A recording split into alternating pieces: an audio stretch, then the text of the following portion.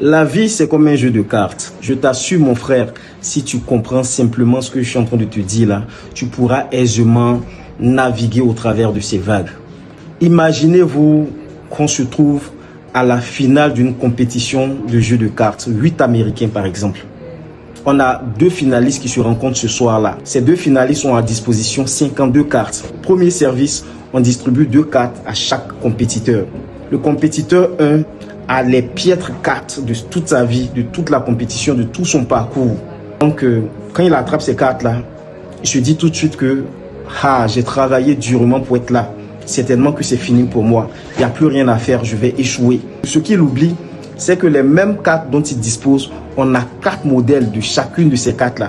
Donc, si c'est je prends un exemple, si c'est 3 en trèfle, 3 en trèfle là, on a 3 en pique, 3 en carreau, 3 en cœur qui restent encore. Et il ne sait même pas quel genre de carte son adversaire a. Mais déjà, il commence à jeter l'éponge, il commence à se dire qu'il est foutu, il commence à se dire que certainement qu'il perdra la partie. Voyez-vous, cela ressemble à une catégorie de personnes qui existent bel et bien autour de nous dans notre environnement. Des personnes, c'est vrai, la vie a été difficile pour elles. Elles ont mal démarré et elles se sont reconfortées dans ces pensées négatives. Elles ont considéré leur réalité actuelle pour compromettre leur futur, pour compromettre leur avenir. Alors qu'elles avaient encore à disposition 49 cartes à piocher. Dans les 49 cartes là, tu sais même pas si ton bonheur est dedans, ton mariage est dedans, ton travail est dedans, ta percée est dedans, la percée de ton entreprise est dedans, tes maisons sont dedans, tes terrains sont dedans. Tu sais même pas ce qu'il y a dedans, mais déjà tu jettes l'éponge. Prenons le cas du deuxième compétiteur. Supposons que ce deuxième compétiteur a les cartes les plus puissantes du jeu. Un As et puis un 2 par exemple. Pour ceux qui connaissent bien ce jeu, ils savent très bien que avoir les bonnes cartes dès le départ ne garantit pas forcément que vous allez bien finir la partie. Parce que la difficulté avec les bonnes cartes, c'est que si vous les jouez trop tôt, au moment où le jeu va chauffer, ça sera chaud sur vous. Vous allez passer votre temps à piocher, à piocher, à piocher. Si vous les jouez trop tard, que le jeu est fini, les cartes qui étaient bonnes, qui étaient censées vous faire gagner la partie, vont devenir très compromettantes pour vous. Vont vous faire sortir du jeu carrément parce que ça pèse lourd en termes de points.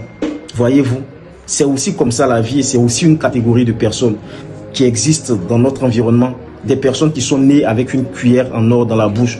Vous avez l'impression que tout ce qu'ils font réussit. La vie leur sourit à tout bout de champ et tout ça.